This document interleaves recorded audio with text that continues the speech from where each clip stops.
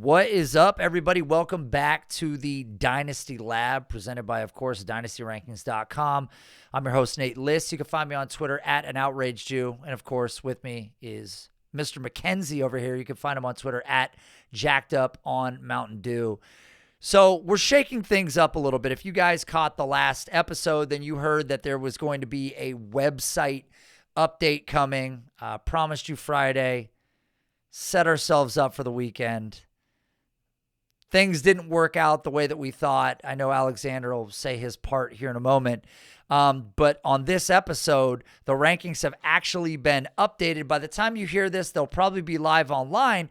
But if this was a live show and you went to the website, they would be exactly as they were when we promised they were going to change over a week ago.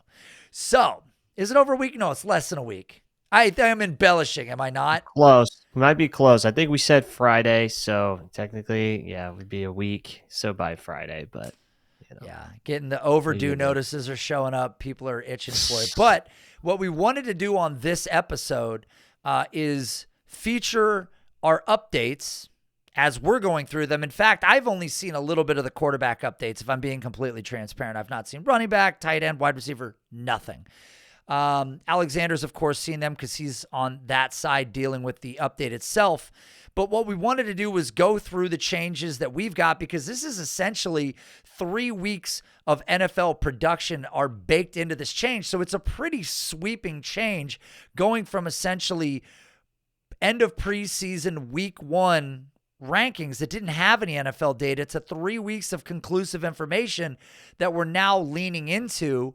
And we are going to go back and forth between what the players were previously in our system, what they are today, add some context to that, and then also look at what's going on with one of the biggest consensus market websites in KeepTradeCut, kind of feature what they've got and look at where they have players relative to where we have players, because I think it's going to be interesting. So that is the formula. We had a show sheet. We had Woody Marks. We had Cam Ward. We had Marvin Harrison Jr. There was some names on there.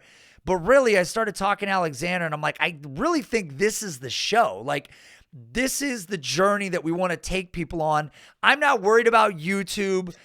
I don't care about, if you guys want me to get one of those T-handle dynamite things and like blow cars up or confetti bomb, glitter bomb people, we can do that too. But we're more worried about showing you why our website is as impressive as we think it is, and really get into the numbers a little bit more, because truth be told, this might be one of the only podcasts that you'll ever listen to where somebody's actually going to talk about how the sausage is made behind their rankings when they aren't a set of rankings that are just, again, things moving around in a Google sheet. Did I say that fairly correctly, Alexander?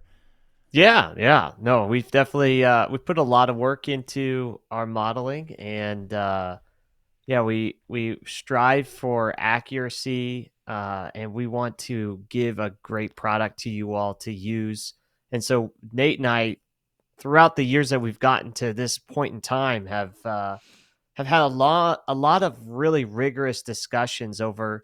And fantasy football is fantasy football, but we've talked about it in depth, like so much, like all the game theory associated with it. And I think this will be a fun little conversation for people to listen in on, to sort of hear these discussions that we've had throughout the years that's led us up to this point, and why we think that we've put together really a system that makes us feel really comfortable about where we place players, and sort of, like you said, how the sausage is made. So I think this is like a great insight into the myriad of conversations that we've had up to this point building this thing.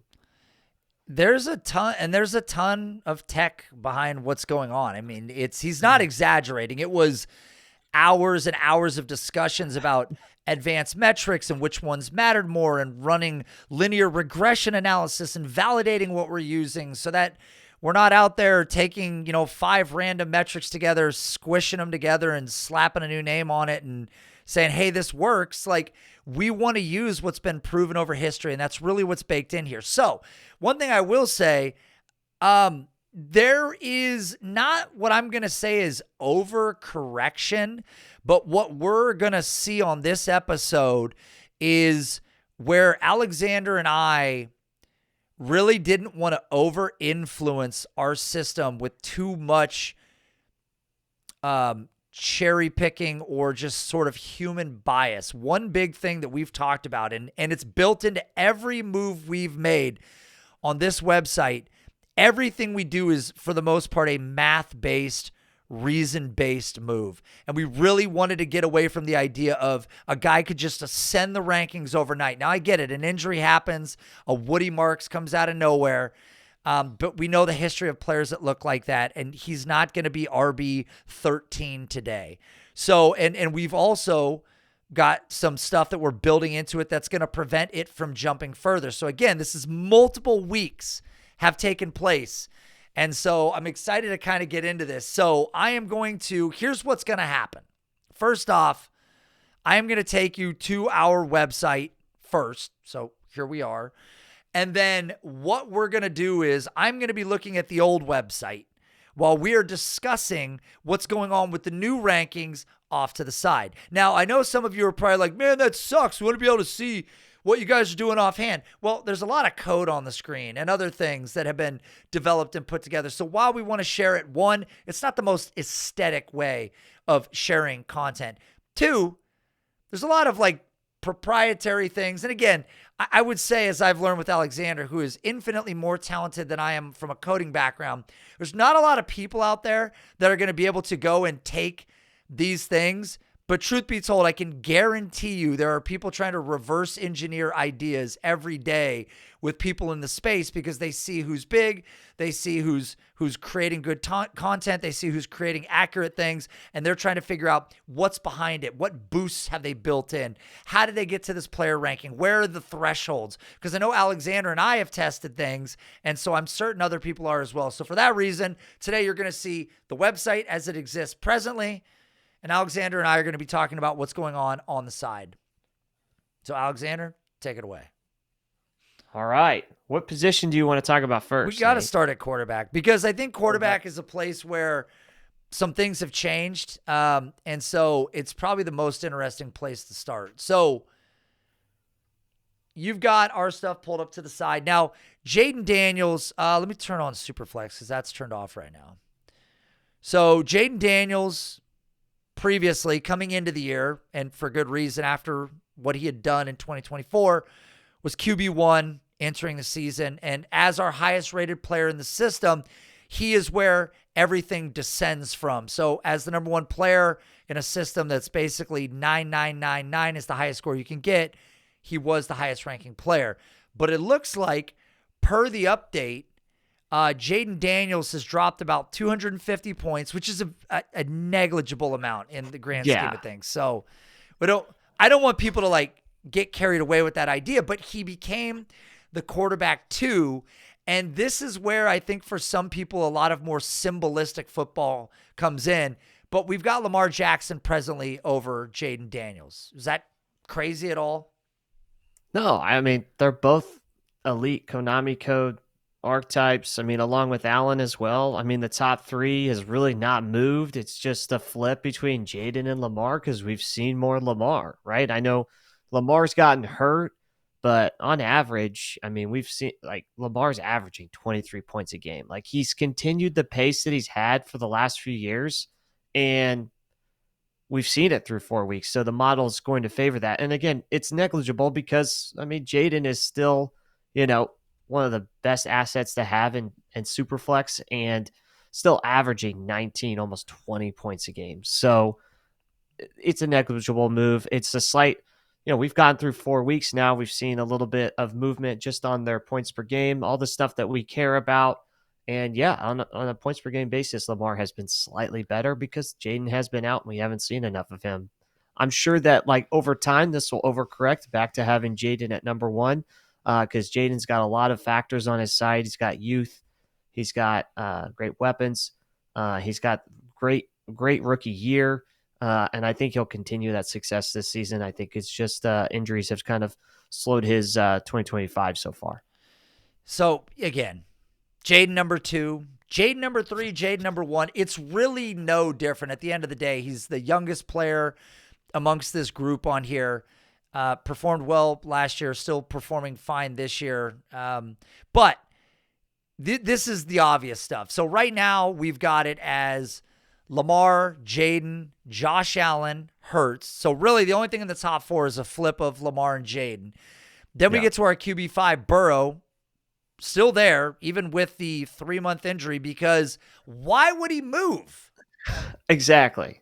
I think we discussed this at one point during a show, our pre-show, and we were like, well, you're not really going to move him, right? Like, sure, at this present moment, I mean, he's hurt, but like when healthy, he is the 5th or 6th best quarterback in the league in fantasy football. So like, yeah, I'm going to keep Joe Burrow. We're going to keep Joe Burrow at 5 because his value holds. He's an elite asset at the position, and he shouldn't move that drastically due to an injury in which he's projected to potentially come back by the end of the season. Yeah. And if he doesn't come back, he's still going to be fine, and you're still going to want him. His value will then on KeepTradeCut and other market consensus come back up to this level. So why move him from where he actually should be? It's not a career-ending situation. It's just he got hurt, and he'll be out for some time. Yeah, it's one of those things where I always say that rankings should be a lot like rankings should be designed as if you're going to a startup draft today. Rankings can change. I understand that. And rankings should change because the value of players week to week does change. They shouldn't change drastically, but they should change. So looking at these as if they were startup rankings, Joe Burrow wouldn't move, even if he's injured, because he's essentially the best of the non-rushing quarterbacks. And so deservedly so, this is the position he's in. Now, the next guy, though, we didn't move him at all. I think he's in the exact same spot as he was before, but other people in the market, more namely KeepTradeCut, have certainly moved him. So let me zoom in a bit here. Let me try and get this on the screen a little bit better. Hold on. Wait for it. This is not the most technical show on the internet, but we try. They have Bo Nix. I wish I had the Price is Right yodeler sound. All the way down at QB 11. So they have Bo Nix at QB 11. Now, if I was to click on Bo Nix and see where they had him previously, all time, Bo Nix was QB 6 on September 5th. Since then, Bo Nix has fallen to QB 11. So, again, market consensus, 2 games were underwhelming in the eyes of Dynasty gamers. And so he fell a significant amount. But for us, we have him as the QB 6 overall because of what we saw last week. The same thing that we were witnessing from him last year. He doesn't have that many great elite weapons around him, and he's still so overly productive. And he's got the rushing floor, so I don't see why he wouldn't still be right in the zone at the QB 6 spot for us.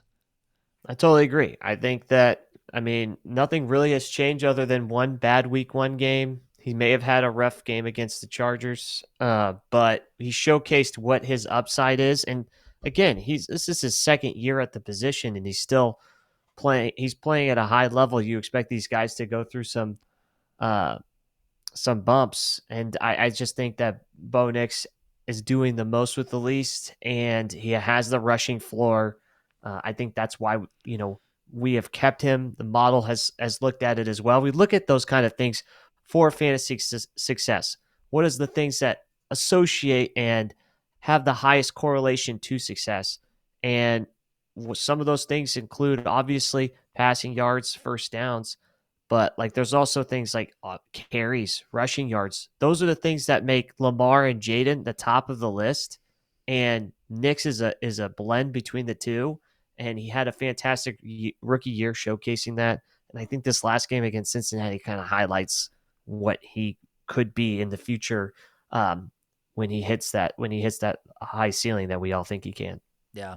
And so the next quarterback on our list, and looking back at the rankings, again, I think that was one of the biggest deviations. But this is also, in terms of risers, this is a player that climbed a number of spots. Again, preseason rankings versus going into week 4. Drake May is now the QB7 in our rankings after the production that we've seen come out of him over the last couple of weeks. I know he was a player that a lot of people had made some assumptions that we were going to see growth from him. He's averaging 21.6 points per game this year, QB4, and I think it's pretty clear why he's risen as far as he has relative to the other players around him. And our system has corrected him, and go ahead and give the new, what is his new score over there? We had him at a 6985, so just under 7,000 before. Where is he at now? He's at 7718. 7718. So he essentially jumped up to, now if you look at the old rankings, Justin Herbert was about 7,300, right under Bo Nix.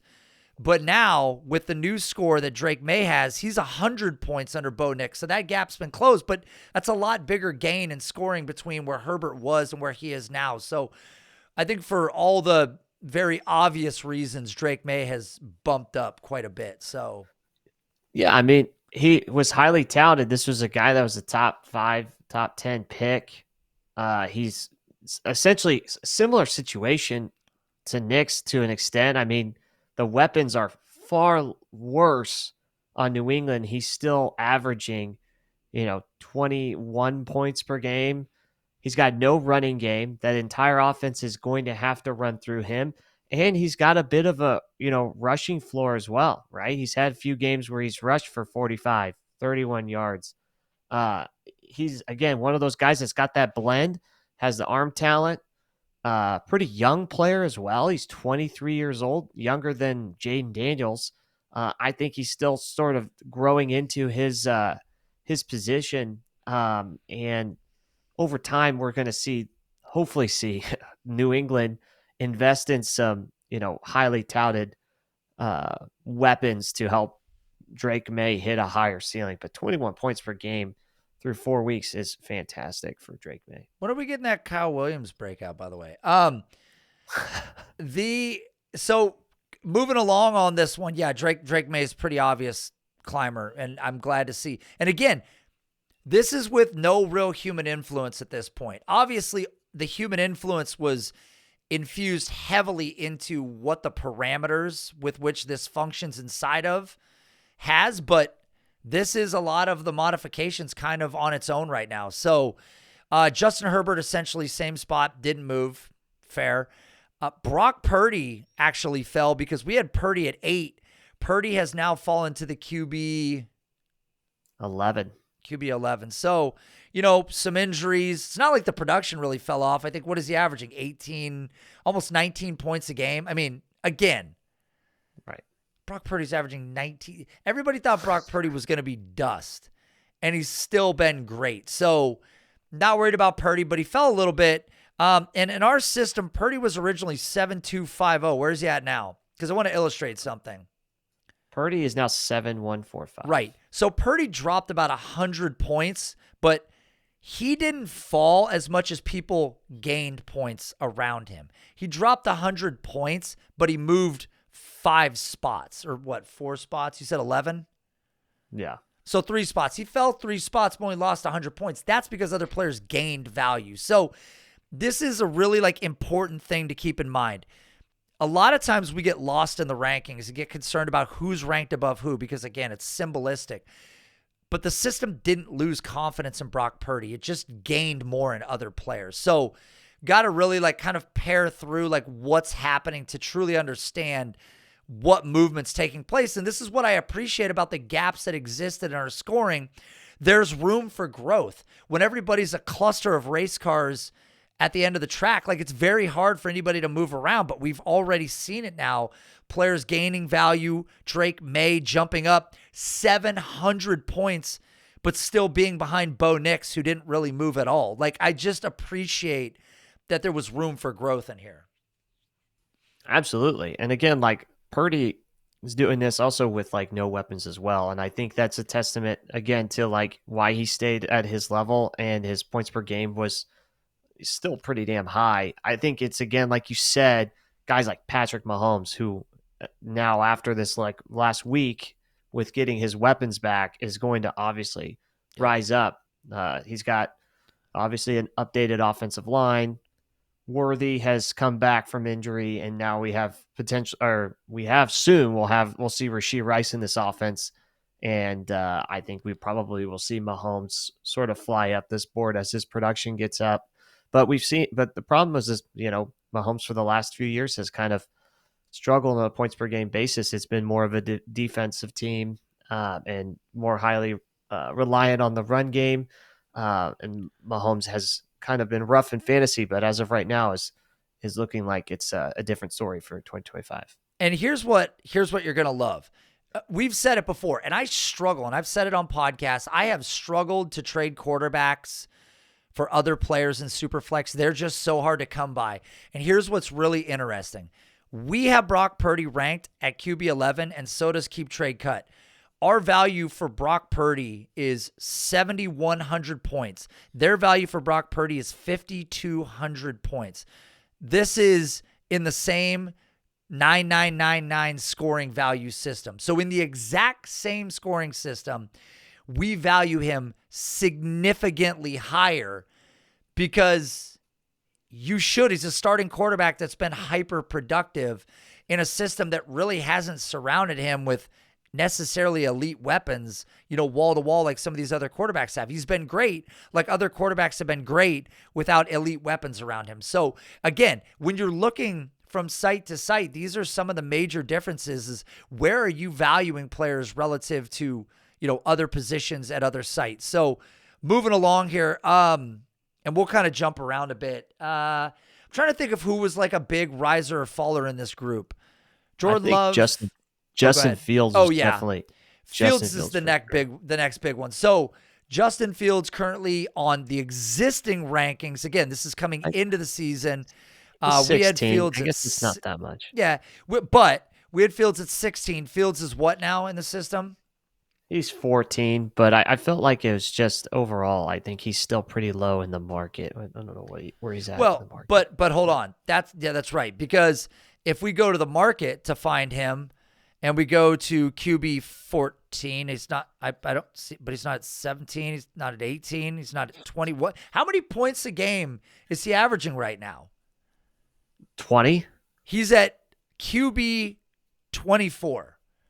He's 26 and a half years old. We talked about this on a podcast the other day. He's not 27 years old. He signed a decent contract with the Jets. He's brought Garrett Wilson back to life. The rushing floor has been there. He's averaging 20.2 fantasy points per game. He's the QB 7 overall right now. How's he QB 24? Like in what I don't universe? know. It's got to. I do think, again, we've talked about this. I think there is bias in sometimes when we have, these crowdsourced data where people opinion of Fields. Sure, the team is not winning games, but Fields is producing on a points per game basis for fantasy, and that's what you want. Obviously, his job security is probably tied to his win-loss ratio, but he's got a little bit of security with the contract that we referenced. It's really hard to argue against a player like Justin Fields, who is the archetype of Lamar and Jaden, may not be as a high-level passer as them, but arguably same level of athleticism as those guys and can play at a high enough level that is producing and getting a second contract. I just think Justin Fields, rightfully so, should be a top 14, top 15 at the position and should never be in that 20 to 24 range. Rushing quarterbacks are always going to sky up the board. I mean, they're always going to push way up there, and he's been fantastic this year. So again, we're seeing a lot more overreaction in the scoring, but we've got what's his value right now? Right now, of we Justin have score. him. Yeah, he's 67.76. 3,600 on KeepTradeCut with Superflex turned on. But the thing is, nobody's going to make that. Okay, hold on. Let me just cue in the wide receivers real quick on KeepTradeCut. That puts him next to Oh my God. Hold on. Yeah, I gotta you have to to go to the next page. I gotta go to the next page. Hold on. Is this the one I play? Hold on. Oh, that didn't play long enough. Page 2 now. So essentially you could get trade Terry McLaurin for him straight up. Yeah, I'm sure someone will make that trade. So I just think that again, and I really like KeepTradeCut's website. So I think that they did an incredibly novel thing in the space that I think both you and I truly appreciate. So no knock on them, because it's not the same as a content creator like us or somebody else who's just putting rankings out and you can fry them. They don't have any control over what wackos are putting on, saying, oh, I don't want Fields. I'd rather have Terry McLaurin. Cut Fields, keep McLaurin, It's this, trade Dulcich. Like, it's just, it doesn't make any sense at all. But I guess the point is, these are the things that you need to take a little more stock in when you are going through people's rankings and looking at, like, okay, where do they have guys valued? How could this QB be valued with, this overall scoring in this system when we know quarterbacks are so valuable? Because at this, how hard would it be to get Justin Fields off your roster in Dynasty right now?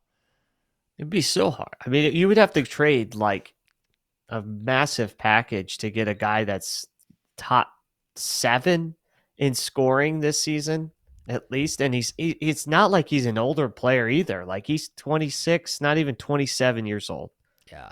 So, and I've got a feeling, and go ahead and speak to, so we've got Fields at 14 on the new update. So he moved up 2 spots. And everybody's probably like, well, if you think Fields is so good, why isn't he higher than 14? Feel free to kind of like color in around what more production going forward looks like within the context of what this system does for adjustments. Yeah, so no, we'll take in like production over time into a certain percentage adjustment based off of updates that are happening week to week. That's what we were working on over this time period, is trying to make sure our adjustments wouldn't go out of whack and just take the top scores. So over time, we'll see Justin Fields as he continues to produce, which we only have a 4-game sample. We weight this sample over a 17-game season or 17-week season. So as we do that and we update the weight, you'll see we'll see a better prediction and a better leveling of where they should be in the rankings. But we're allowing the rankings to stay as a base and then move them slightly as they produce and add more to that denominator of games. So as we add more games, we're going to have a better view of what Justin Fields will look like. And I think that will be representative in the rankings. So as he continues to produce, he'll slowly climb his way up to the top, where you'll say, oh, why didn't you have him at top 10? Well, now we do have him at top 10 because he's showcasing that he is continuing to play at this high level. Yeah. But based on a combination of factors, I think that 14 is a fair assessment for a guy that has elite rushing upside and has pretty good weapons around him as well. So I want to talk about a crazy overreaction. Crazy. Now, he's not going to show up on our side crazy, but he's going to show up on KeepTradeCut's side crazy. Can you please give me the current location of Jackson Dart in the rankings? I love that you're already going to this. I could see you working. Where is Jackson Dart in our rankings, and what is his score? So Jackson Dart at this point in time is QB 24. And with a score of 52-41. So about 52-50. So where do you think, after one game played, 13 pass attempts or 20 pass attempts with 111 yards passing, 1 passing touchdown, and 10 rush attempts for 54 yards and a touchdown, where do you think that Jackson Dart, who had put up 19.8 fantasy points per game in his very first game, where do you think he's on KeepTradeCut currently? I would assume that at this point, because of his age and just how popular he is now on social media, I'd say he's probably top 15. He's even higher than that, Alexander. He is currently the QB. Hold 14? it. QB 14. Wow. QB 14 overall presently. I don't know. I mean, again, people are clearly like out on Stroud. Kyler's falling. Penix. Trevor Lawrence is falling. So I don't know if it's just the classic, it's the new rookie. I mean, what is his production going to be like without Malik Neighbors? Like, what are you going to get what do you think is going to happen in year one? Yeah, it's going to be a rough season for Dart. It doesn't have a good offensive line. If they're going to continue to run him like they have, or he's going to continue to run around like that, he's definitely going to put himself in a precarious situation and get hurt. And again, like you said, no Malik Neighbors. I think that was the whole sell with Dart landing in New York, was that he was going to be throwing to Neighbors consistently. Unfortunately, Neighbors tears his ACL, and his number one wide receiver at this point in time on a team that they haven't even won a game, right? So they're not going to trade, most likely, for a veteran. Or I guess they won a game. Excuse me. They beat the Chargers on a team that's like trying to fight to win some games, relatively competitive. They're probably not going to add weapons, right, at the trade deadline. Wan'Dale Robinson is going to be his number one, which we talked about some of the resurgence of Wan'Dale Robinson in the Russell Wilson passing game. What does Wan'Dale Robinson look for a rookie QB? Normally, to help those rookie QBs, you've got like a supplanted number one veteran that can kind of, help elevate his game, make some easy targets for the rookie.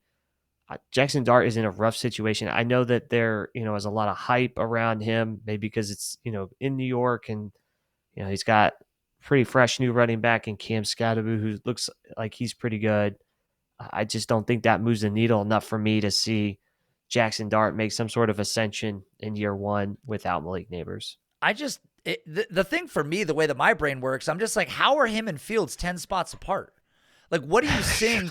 Because you've seen Fields not be good somewhere else, but then start to have, again, watching guys like Baker, like all these guys that have turned their career around in a different location. Right. Like, it's happening so often now, but here we are in a move like this, and it's all good. I just think that it's interesting. And for us, you said we have him at QB what? We have him at Dart is at QB 24. Okay. I'm sure he's going to move up over time, age, production, if he produces. But again, if he's underwhelming, you and I are going to have to go in and make some adjustments on our own, which is certainly part of the system. And I want to continue to reiterate that there is certainly a human element to this, but there's been so much time put into sort of the math-based side of it that we just want to make sure that we're not doing something that just disaligns with keeping things, again, in a very math-based approach. So let's jump around a little bit on these rankings. Was there somebody as we go down this list that kind of stood out to you of the remaining play? Oh, this is funny. What did I say on last week's episode about Daniel Jones? What conversation did I ask? Are we going to have it in the future? Yeah, we were going to ask if Daniel Jones was going to supplant Trevor Lawrence. On KeepTradeCut, Daniel Jones, QB 22, Trevor Lawrence, QB 23. It happened 1 week later. And Daniel Jones is a big riser, right? So big time. Yeah. And on our system, maybe obviously we can go and look. So on KeepTradeCut, Daniel Jones in August was QB 33. Now he's QB 22, about a 10 position climb, which isn't crazy at all. And then on our site, Daniel Jones was QB 27. And where's he at now? He's at 26 still at this point. I think some of that, age within our thing, we've talked about it before. Sure. We have a little bias in our system based off of age. So that's why guys like Dart will be a little bit ahead of him. Cam Ward have a little bit more room for growth. I think as we see more consistency out of Daniel Jones the rest of this season, we'll probably see him move up the rankings. But if he still kind of sputters and kind of regresses to the mean that is his New York career, I think we'll probably see him stay maybe at this spot. But if his production continues, we could see him moving up the ranks. But he gained over 500 points, though. He gained over 600 points, I think. Yeah, he was at... Yeah, he's like 50, 51. So he was gained almost 4,436. So he gained like 600 points. So again, that on the old rankings, that would have put him close to Tua. That would have put him where Jackson Dart was. But now it's got him next to, I mean, it's got Daniel Jones next to Rattler, Tua in the new rankings. And again, we don't know. I mean, Daniel Jones is on a 1-year deal, I believe, and who knows what it looks like. He's been great through 3 games, and we had made the argument about Terry McLaurin versus Daniel Jones. We hadn't said anything crazy about Daniel Jones being the guy to go, trade some elite wide receiver for. So we're not doing anything that disaligns with what we already believed. But if he continues to play well, and of course, if the contract makes its way to him at some point in the future, that will also help him as well. But yeah, Daniel Jones is somebody that climbs certainly on KeepTradeCut as well. I guess just going down the list here, I don't think anything's very crazy at the bottom of our list. I think everything is pretty similar. I think, Trevor Lawrence is kind of taking a haircut everywhere on every site. Yeah. He's QB 23 on KeepTradeCut. And where's he at on ours? I think we're still pretty high. So we didn't want to, we're 18, but I think we didn't want to, again, we didn't want like these, four game sample size. Yeah, we're only 4 games in. Move these guys around. Yeah, exactly. So. 4 games in. Who knows? Again, it could be by week 5, week 6. Travis Hunter finally starts actually playing good football and being used like a wide receiver, even though everybody took him way too high in their rookie drafts. But good on you because you just had to have him. So hopefully at some point all these pieces can come together and we can get more out of Lawrence. But I think otherwise, go down that list a little more, Alexander. I don't think I see anybody that really. And then we had some issues too with some of the players that were being valued too highly before. Yeah, we've had some conversations over backup QBs and stuff like that because I know that matters a lot to people because I think sometimes with our system in particular, and this is probably a learning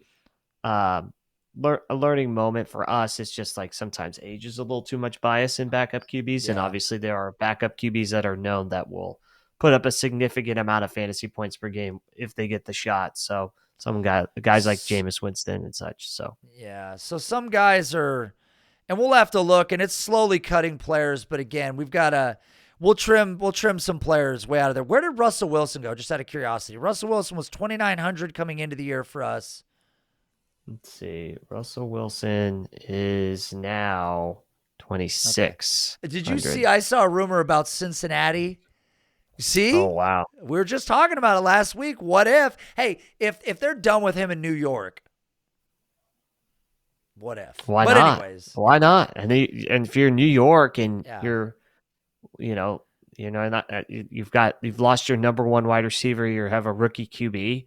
Why aren't you trading Russell Wilson for? Another pick so that you can improve your Cincinnati, team. What are they going to lay down 3 weeks in? You're going to start a team. All right, guys, let's just hang this shit up. It's over. Right. So, all right. So I think we've kind of gone through the quarterbacks enough, and we'll get deeper into some of the more like out of the QB1 range guys. But let's go to running back because I've not looked at this at all. All right. So I'm fearful of the outcome. So let's go through old rankings and see what we've got changes on. Bijan, Jameer, Ashton Genty, top 3. Number 4, Devon Achane. We have a change. Yeah, he looks like he might have gone down or might be. I'll have to check on him. He might have gotten muted. That old the name. Any apostrophe in your name, really. Yeah, I'm pretty sure. I'm pretty sure Achane's still 4 in our list. He's still 4. Yeah. So then we had Saquon at 5. It looks like Omarion Hampton jumped him. Bucky also jumped Saquon. Again, the question is Saquon the next Derrick Henry? I feel like he probably could be. I'm sure he's got like 3 years of elite rushing ability still in him. But with that being said, Bucky Irving, the age, the production, if he's healthy. If he's healthy. Yeah. So Bucky climbed above him. And then it looks like we had Travion Henderson at RB8 previously. Where is Travion now? Travion has now dropped down to RB9. So not super crazy. I mean, fell essentially a spot. His value previously was 6,275. Yeah, he's now at 5,900. Okay. And to be fair, he should have lost some value. Again, if you're treating this like it's a startup draft. He's a little less appealing right now looking at the usage. Yeah, he scored a touchdown here recently, but otherwise the usage has just been kind of light, and you'd like to see a lot more out of him. So the players that are ranked above him are guys that have just been more productive with more opportunity, and that's part of what our system looks at, irrespective of draft capital, irrespective of age. Kyron 9, Chase Brown 10. Uh-oh. I think it go ahead. Chase Brown Let's definitely talk got Chase nuked. Brown. Yeah. Chase Brown has dropped down to RB 14, and that makes sense, right? Yeah. Like the offense took a significant hit. He's not even averaging 10 points a game. He's still the number one guy on the backfield, but that offense looks like it's a mess. And I don't know where, how you see improvement unless, Browning takes a step up, or, they trade for potentially a veteran QB if Browning doesn't work out. But as of right now, in this current situation, Chase Brown is not. And I would probably predict that as this offense if it continues to play at this level, we'll see Chase Brown go down. And he's 25, Still on 26. that rookie deal, free agent Still on after the rookie deal. 26. So free agent after 26. So he's got maybe one more year to kind of establish himself and get a new contract. But maybe. Yeah, it's not looking great for Chase Brown. I mean, and he's currently RB 19 on KeepTradeCut, and I really don't think it's an overreaction. I think he's fallen quite a ways, but I think we've gotten more production out of some of the players around him. So again, There's a difference between the assumption that somebody was forcefully dropped because you dislike the production, and then there's another where players rise around him. But you noted it. He's just not been that productive this year. I don't know how much more productive he gets. And so he fell. We said he fell how many spots for us? He was the running back 10. Yeah, he's running back 14. He's fell 4 spots. And I imagine he's going to keep falling, looking at some of these names on this list that might kind of leapfrog a little bit if that production doesn't get a little bit better. Yeah, I'm telling you, look at James Cook was RB12. He is now jumped up to RB8, top 10 player at the position. 26, got a massive contract, averaging crazy 20 points per game. Yep. He looks like he's the focal point of that offense outside of Allen. Yep. They have no other weapons. I mean, you wanted Kincaid to be the guy, but it looks like it's a split thing with him and Knox. I think it's all about the running game in Buffalo, and James Cook is the focal point of that, and he's risen a ton. Yeah, at least for us. Even Taylor's bumped up a number of spots for us. Taylor was RB11 before, and what is he now? He's RB7. 7. Okay. I mean, and this is where Taylor was destined to be probably. He's just the career the way it's been. He was always hovering around the top 10 player at the position. I mean, and ever since he came out, right? He had the profile. RB11 is just probably, he had a down year. He's always been a top 10 player at the position, and now he's sort of hitting that stride. And if he stays healthy and this offense continues to keep humming, again, he's another one of those guys that will probably keep moving up as we feel more confident in those players.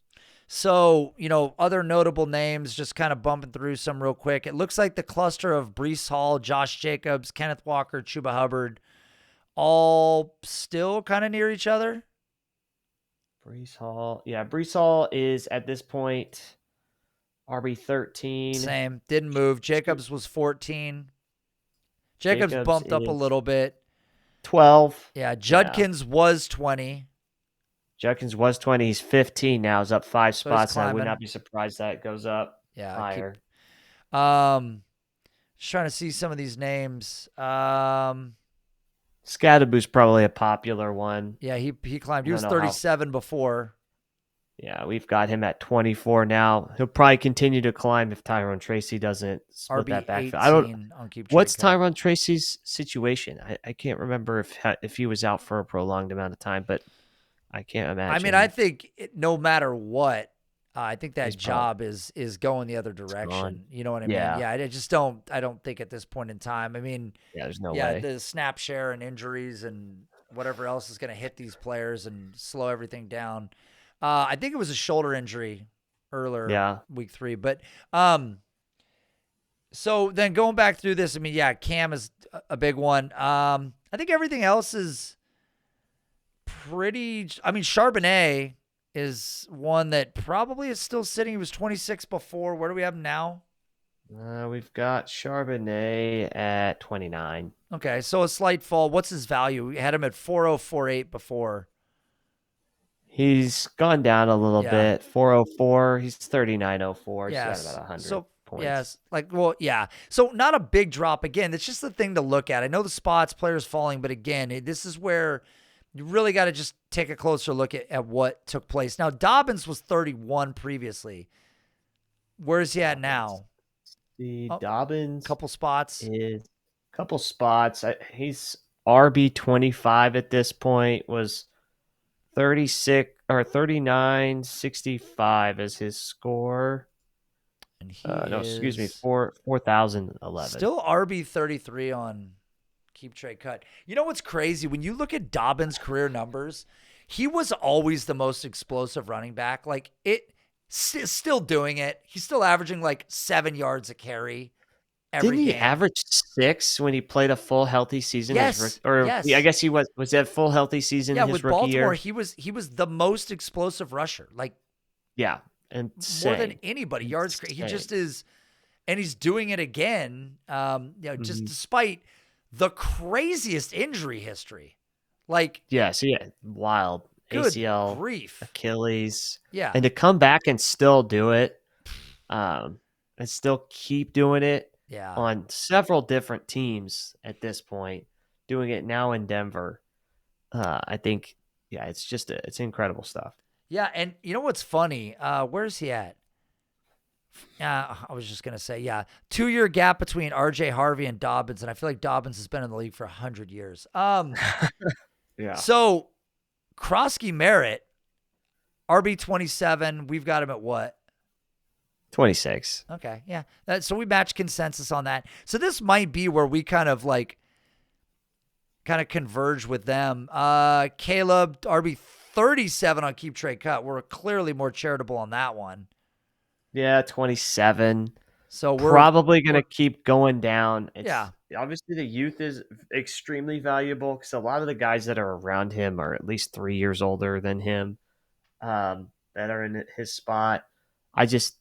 It's going to be really tough we've talked about this on the previous show. I don't know how Caleb comes back from this, especially after that game in Ireland where they gave him 6 carries. Yeah. And Kenneth Gainwell was the star of the show.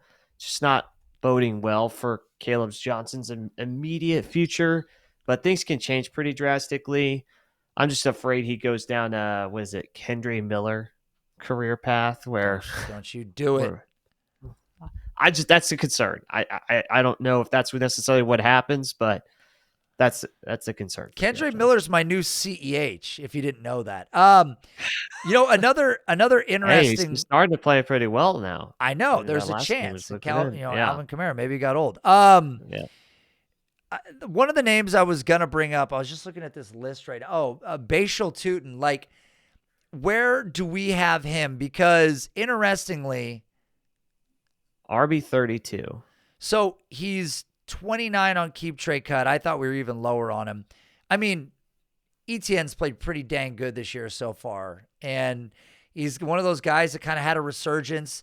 And so it's good to see because I think Bashal was I think he was even higher before, wasn't he? Yeah, he's kind of fallen back a little bit. I think they had him. Yeah. He crept up to RB 26 on KeepTradeCut at one point. So I don't think that's crazy. I think that there's upside there, and people are banking on probably Etienne not performing like he has. Why am I getting? Here's the thing. I don't even have a cat, and I have a cat food ad. Swing and a miss. Google just knows it's knowing what you want. So I won't be surprised the next episode Nate's gonna have a bloop. Yeah, exactly. You know what's okay? Dude, actually. I'm going to show you this real quick because this is weird because it came up. I would normally not show you this. So my buddy texted me earlier today and he says right here, look at this. He says, Nate, you guys want a cat. He sent that to me. He sent that to me at 7:24 a.m. and I said, oh boy, I don't think so. I literally got a text that said, do you guys want a cat today? They're listening. They're really listening. That's proof, man. That's proof. That's proof right there. That's crazy. No, I don't want a cat. You kidding me? What's crazier, Travis Etienne at RB11 or where they have him on KeepTradeCut? Oh, I thought you were going to say Travis Etienne at 11 or that I got a cat food ad and don't have a cat. Yeah, right.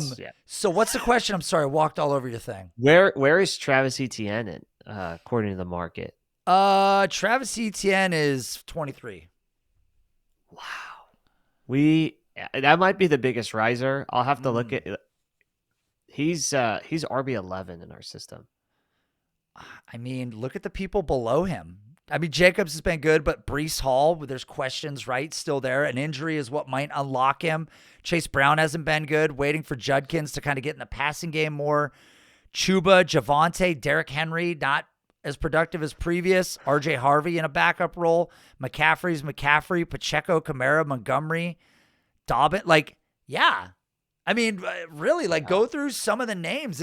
It's kind of like a dead position in a lot of ways as you start to fall down. Like, Caleb's not playing. Charbonnet is a backup now. Connor's injured big time. DeAndre Swift has been fine. Krosky Merritt, like, who? Mixon's out. I'm looking at our old stuff. Rashad White didn't have his role. Like, who? It's not that crazy. It's not that crazy because he's having such a great year. We talked about this actually in the offseason as I thought was one of the players that would see this resurgence because the talent profile was ridiculous. I think he was dealing with some nagging injuries. Tank Bigsby was a good, sort of, grinding type running back that kind of was just a bruiser, not used in the passing game. ETN fooled everybody. Yeah. Tank Bigsby was like that cardboard cutout police car you put on the side of the road, and everybody's like, oh, I better slow down. That's exactly it. Because, I mean, right after, what was it, like week 1, traded Tank Bigsby to the Eagles, and he barely plays. Let's get the F out of here. Yeah. I mean, yeah, exactly. That was way worse for him. But it's like you look at ETN this year, again, explosive rating. I'm just looking at player profiler numbers. Number 4 in explosive rating, number 4 in yards per touch. His actual snap share right now, top 20, but he's number 10 overall in fantasy points per game. The run blocking's looking good this year. Red zone touches are top 7. Like, everything's really in his favor. So, again, if he keeps playing well in a landscape that's struggling for players to break out right now, that's littered with injuries and also thriving on older player production. I mean, for God's sakes, Derrick Henry has been carrying teams to titles, and he's 31 years old. You know what I mean? Like, James Conner and Mixon, and it's like these guys have had this resurgence. It's not going to last forever. So, man, I think I don't know, man. I think props to the system for having him at. That's a really high spot. I mean, that's pretty crazy. Yeah, that's pretty damn high. It might be one of our highest risers. I'll have to check. I think that's way up there. And then what is his? Let's just look. What's his fantasy points? His new one. His score. Yeah, his score is his score. 5605. So he's one of those 500 guys. How crazy! He only went up. He went up 500 points. But he jumped, 8 spots. Yeah. I think it's also because, again, where people are moving. Guys are moving. Guys are going down slightly based off a situation. It's how they fall within the whole system. Yeah. And ETN's one of those guys that, again, playing at high levels, almost 17 points per game. Yeah. By the way, guys, go to the website as soon as you watch this episode. Everything's going to be up to date. You can use our cool multi-function player sorting feature, which, again, we've said is amazing before. You're like, I don't want to look at running backs. I don't want to look at quarterback. We want to talk about wide receivers. So we should talk about that. We should talk about wide receivers. So DynastyRankings.com, of course, if you look at the link up here, /dynasty-rankings to go to the rankings page, or DynastyRankings.com /tools. I have got to change that. It's like literally one step, but I'll probably talk about it for 10 or 11 weeks. Let's do that. Let's keep doing this. Let me switch it on KeepTradeCut so I can jump back and forth and look at the craziness that's going on over there as well. So going just kind of oh, yeah, baby. It's going to happen. Going through the top, Jamar Chase, 1. Neighbors, 2. Justin Jefferson, 3. But I don't think he's going to be 3 anymore because it looks like Puka Nacua has climbed from the wide receiver 6 to the wide receiver 3. And I just don't think that's that crazy. It's not that crazy, and I would not be surprised by the end of the year there'll be a conversation, which it already seems like it is. Puka's 2 on KeepTradeCut. Puka's going to be 1 by the end of this year. I mean, if the whole situation stays pretty fluid with Stafford, I mean, I don't even know at this point if Stafford is out, like the points per game for Puka at least through 4 weeks is just incredible, and it's not just this season. He's done it every single freaking year. He's an unbelievable player, and I think we're seeing, that he deserves to be in this conversation. May have been deserving to be in this conversation maybe beginning of this season, because there's really obviously adding Adams might have eaten a little bit, but Adams is 31, 32 on most likely a 1 or 2 year deal. Don't quote me on that, but I can't see how Puka should not be considered. And if he stays healthy and the whole situation stays fluid, again, Puka is not in that conversation number 1 overall. The only player close to his 27.4 fantasy points per game is Garrett Wilson, who, by the way, has been take my breath away. Fantastic. But he's averaging 19 fantasy points per game. It's literally 8 more fantasy points per game. I mean, which is just so stupid. And through the first 4 weeks, Puka hasn't had a game with less than 22.8 fantasy points per game. The dude is just literally going off in one of the most spectacular ways ever. And to your point, if Jamar Chase is number 1, but Jamar Chase is devoid of his best asset, which is his quarterback, and Jamar continues to put up, maybe the occasional 20-point game, but littered with a lot of like 13 and 15-point games, and Puka continues to be this consistent. I just don't know how he doesn't enter the conversation at just over 24 years old, right? So he's besides Malik Neighbors, if you strip Malik Neighbors from this group of all the players at the top, he's by age like the youngest one in that group. Yeah. I mean, you're looking at guys like CeeDee, you're looking at guys like Garrett Wilson, again, Jamar, Justin Jefferson, Amon-Ra St. Brown. All these guys are older than him, and he's more productive than all of them. So it's about time that we just said, this makes sense. He should have climbed. But here's what's really crazy. I want to validate this. How much did he jump in our system? He was 7,300 before. He's 7980. Yeah, so 600-point jump. So he's almost into the 8,000 threshold, which for us is like that's where you get into like the most elite of talent. And again, Justin Jefferson being below that, it's not a knock on him, but like 8,000 is very difficult to get. You have to be consistently productive to break into the 8,000 barrier, or you have to have a number of other things going in your favor. So I'm sure Jefferson will get back up there. He was 8,000 before the adjustment. Now it looks like he dropped just barely. Just a little bit. I think the roulette of QBs in Minnesota at this point right now is kind of hurting. Yep. Amon-Ra moved from 7 up to 5. And 4. It looks like 5. Yeah. Brian Thomas on our site. We've got Brian Thomas was wide receiver 5. Now he's wide receiver 7. So where do you think he's at on the very rational KeepTradeCut? I would say he's probably he's top 12. He's probably 11. 13. Yeah. But Garrett Wilson somehow still 14. So it doesn't That's what always shocks me. Like, I understand why our system's going to be a little slower to react on some things, but with like the craziness that goes on with Keep Trade Cut, I can't quite make sense of that. Yeah, no, I can't either. The one thing I really want to highlight, if you look at either both our site, Keep Trade Cut, this like this known thing that I feel like gets completely like forgotten when we go and look at these archetypes for players. Let's see. No, for example, Puka, who's in conversation number one, big slot, right? Somewhat outside, but he was a big slot receiver. Justin Jefferson, predominantly slot receiver. Amon-Ra St. Brown, slot receiver. CeeDee Lamb, slot receiver.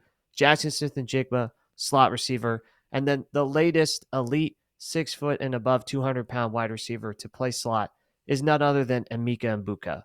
So can we settle this whole thing about the knock on wide receivers? It happens every single year where we have a guy like, I don't want to knock on him, but Travis Hunter over Emeka Mbuka, where Travis Hunter is this raw player who plays both ways and not is talented. Don't get me wrong, he's definitely a talented player. But Emeka Mbuka is this prototypical slot guy that we had him at 12. He's jumped up to wide receiver 10. I Yeah. won't be surprised if he keeps going up. And we had him ahead of Hunter the whole time. Had him head of Hunter the whole time because tied to Baker Mayfield, right? Heavy passing attack.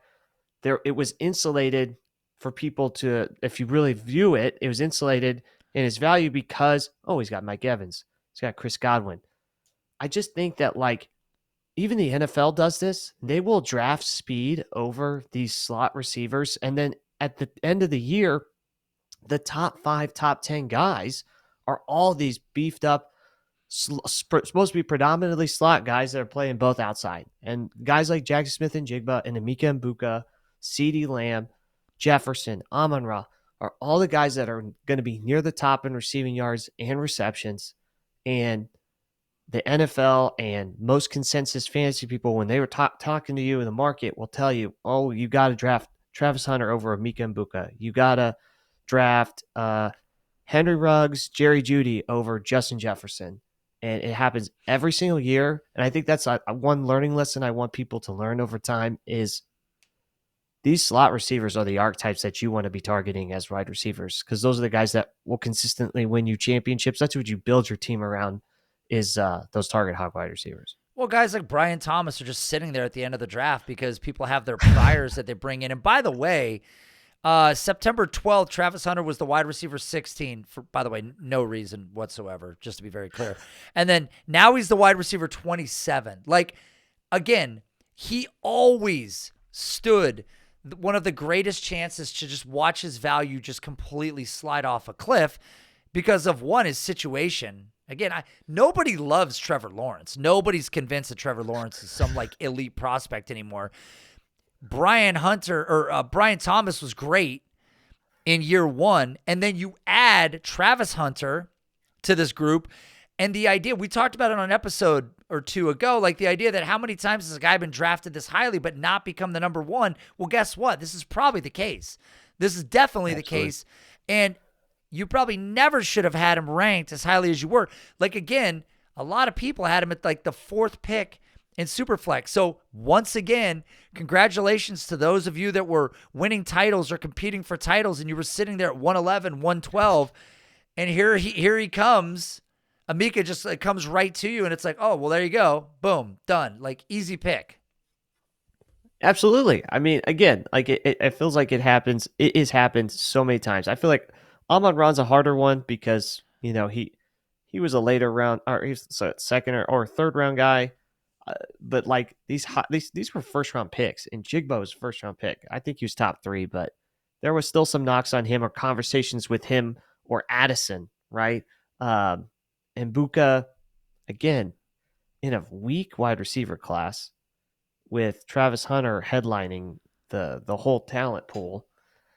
It just made too much sense. But the takeaway is when you look at players and you're going through your rookie drafts, when people are telling you that they're knocking the big slot guys that have enough speed to play on the outside, I take advantage of that because you're going to get these kind of guys consistently in rookie drafts at the end of the first round. And his situation was just way better. Look at what he was doing for Chris Godwin and Mike Evans. Like, not even really, no question. But again, we had it flip. We never had Hunter in front of Egbuka, like never once, and probably never would have. Garrett Wilson, I really hope one day the system starts to fall more in love with him because he's been awesome with Justin Fields. But we've got, where's Wilson right now? He was 14. Still 14. God damn. This system. It's just biased, really. It's biased against you. It just knows you love him so Giants much. fan or something. So Marvin Harrison, probably same spot at 15. Where do we have Travis Hunter now while we're talking about it? He was wide receiver 16. 18, and he'll probably keep falling. He's going to keep falling. Higgins at 17, right around the same spot. Rashee Rice, 18, but he really hasn't done anything yet, so he's going to climb, I'm sure. Yeah. A.J. Brown, that's an interesting one. Brown was 19, 54-60 was the score. 23, and he's dropped about 300 points, 53, 30, 51, 36, excuse me. Jalen Hurts has been driving that offense kind of himself, like low passing yards, just hasn't been like super fruitful just yet. But I'm sure for contenders, he's a guy that you can probably get a lot less expensive than he was before just based on the performance. I'm just flipping through here to see if there's anybody that really stands out. Adunze. I think because we're not letting too much move from our thing. So he's 19 now. So he's gone up. He's gone up a lot. He's gone up 8 spots. Yeah. So he'll keep going. Is it incredible that he's DJ Moore being his career through wherever he was at, 1,000-yard receiver, to now we've got Adunze through 4 weeks, right? With this new situation that Adunze has exploded. I know the talent profile was always there. I just didn't realize that Adunze would, maybe it evens out by the end of the season, right? But sure. I didn't realize Adunze would sort of blow up. I always thought that DJ Moore, both you and I were very high on DJ Moore, that this would end up happening where Adunze would sort of just take over at least through the first 4 weeks. Yeah. And he's had a really big game, and he's had a couple of, again, top 17, top 20 games. So a top 4 game, and then a number of like 17, wide receiver 19, wide receiver 20. So he's been good. The target share has been there. The opportunity's been there. So no knock on him. But that's partly what the system's looking at as well. So he'll move up over time. But again, you're not going to see this like massive jump because, again, I already know the answer to this question. But if I go to KeepTradeCut, he is the wide receiver. He's the wide receiver 9 right now. So, and we have him where? We have him wide receiver 19. Right. So we're 10 spots off. So that might be one of the biggest factors out of all of them, but it'll be interesting to see just kind of how this deploys over time. Because again, he will go up, but from a production standpoint, again, like if you own Ladd McConkey right now, what's holding you to Ladd? If somebody said, hey, I'll give you, if somebody doesn't believe that what Adunze is doing right now is legit and is going to hold, and they just like the profile of McConkey more, like what side of that are you on? That's a good question. I would probably, I think we've talked about this before. Keenan Allen's old. At one point he's going to go down, and it's going to take a while. I still think that like Ladd holds his value over time. Like I trust the system. I trust what Ladd has done throughout his rookie year. I think we see better gains from him, and I just don't think Keenan Allen's a long-term issue. And let's see how this plays out with Quentin Johnson. Through 4 weeks, Quentin Johnson looked like an absolute superstar. We'll see how it plays out the rest of the season, but I think Ladd's one of those guys that it's too early to move off of him. Well, but also, if we're going to say that Quentin Johnson's first 4 weeks are not indicative of the player that he is, are we saying the same about Rome Odunze? You know what I mean? Like, it's an interesting conversation. It's just a weird. They've both been great.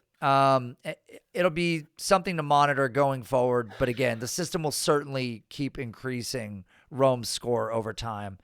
Rome wasn't built in a day, So if we keep moving down this list, look, let's see here. Well, who else is Quentin Johnston? Where do we have? Man, we got to be lower on him than consensus. Yeah, again, we didn't no, want to he's be wide so receiver reaction. 30 on KeepTradeCut. Wow, that's crazy. What a tale of two different situations, right?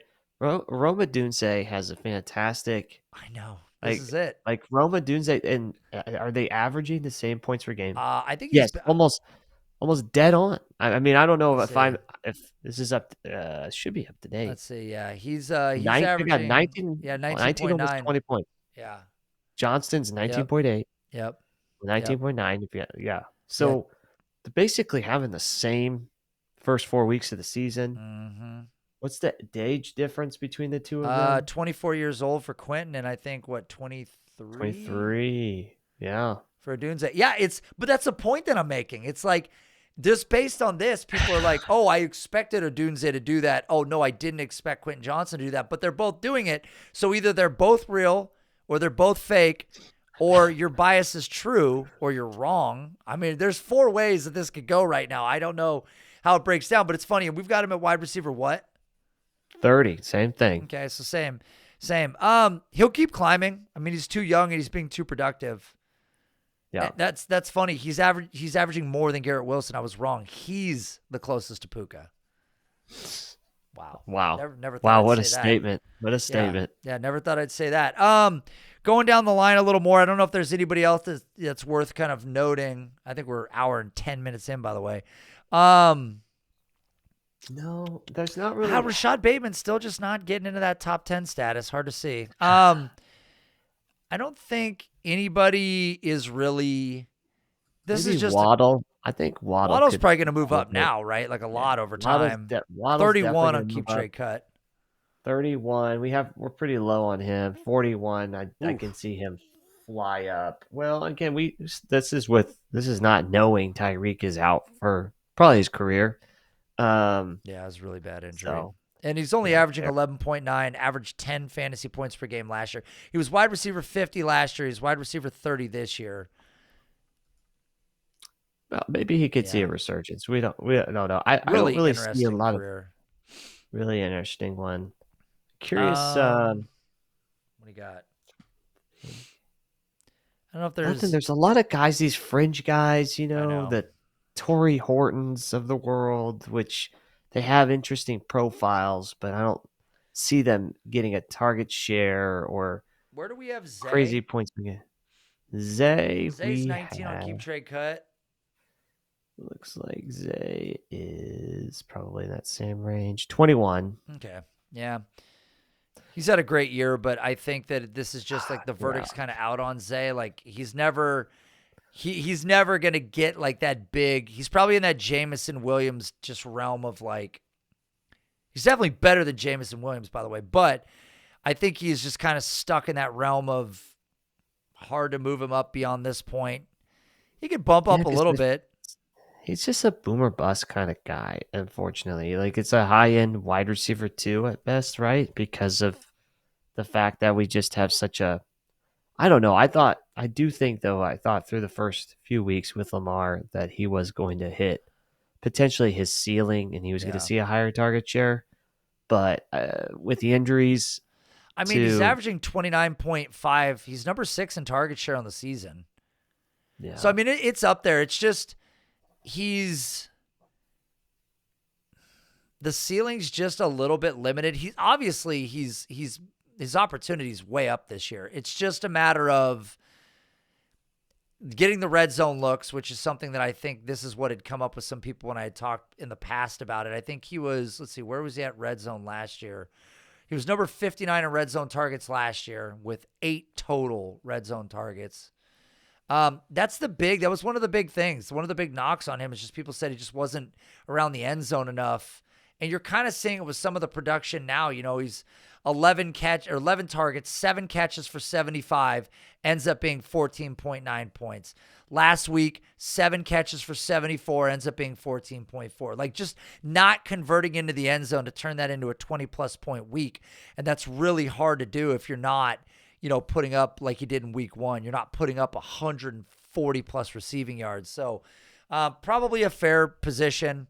he might move up or down a few spots, 3 or 4 over time. But I don't think that there's anything that's really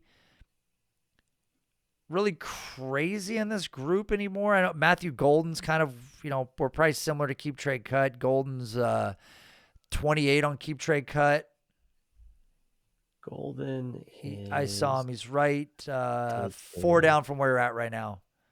Okay, so he is wide receiver 26. Okay, so we're just a smidge higher than KeepTradeCut on him. So yeah, I mean, again, I think case for case, I think there's an argument to be made for why we have players in certain positions relative to maybe where KeepTradeCut has them. Let's jump to tight end just real quick and just blast through it really fast, and we'll see where we're at on ours. Tight end's so easy. Yeah, tight end's like nothing. So Tyler Warren, probably the biggest riser, right, at this point.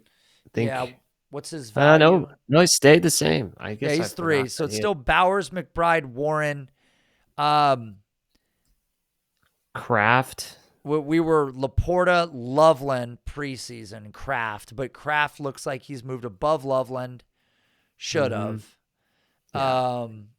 And then we had Kittle, Pitts. Now we've got Pitts. Kittle's fallen down.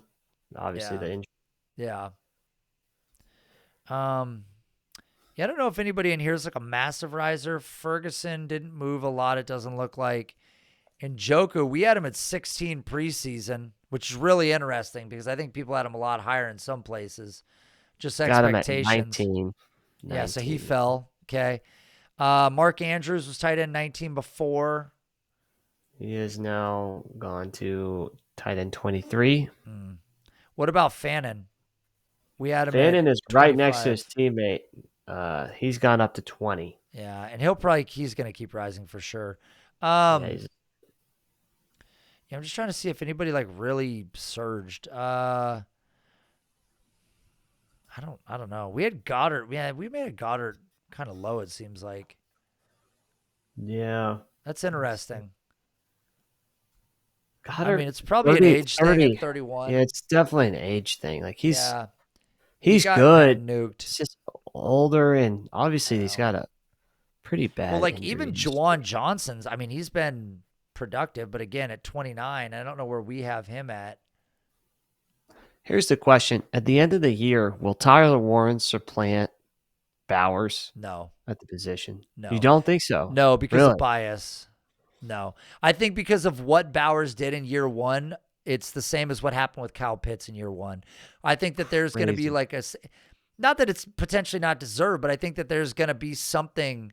There's going to be this memory of what Bowers was year 1, and it's always going to live in people's minds. Both good, both great players. So, yeah, tight end's kind of a less interesting position. What we will do for the listeners over time is we will look more at trends, things that are changing, and kind of go through our data now that things are kind of shored up and show you guys what we're seeing with players, whether it's tight ends, whether it's receivers, like kind of growth and snap share performance, things that stand out within our system, and try to use that as a tool to help you guys sort of advance on opportunities. But Alexander, this was fun. It was fun to walk through this because honestly, for you guys, the listeners, I hadn't seen anything but quarterbacks. So this was all new to me to be able to kind of bounce it back and forth on KeepTradeCut, sort of educate you guys on how our system works relative to theirs. Again, I know you would rather see the new rankings, but by the time you listen to this, they will be available for you to play with and put into your calculator and all that good stuff. So guys, do us a favor. If you like the podcast, if that's where you're listening, rate, subscribe to the podcast. Also, share the website with whoever you know in your leagues. We would love to get more data. That's really our goal. Like, we want adoption and data. Those are the two things that we would love. More people using it and more data for us to be able to break down, play with, help us sort of engineer the trade calculator around. So it's a big benefit to us. So if you guys can share the trade calculator with people on the website, that's a huge boost to what we're working on. Otherwise, we will be back next week.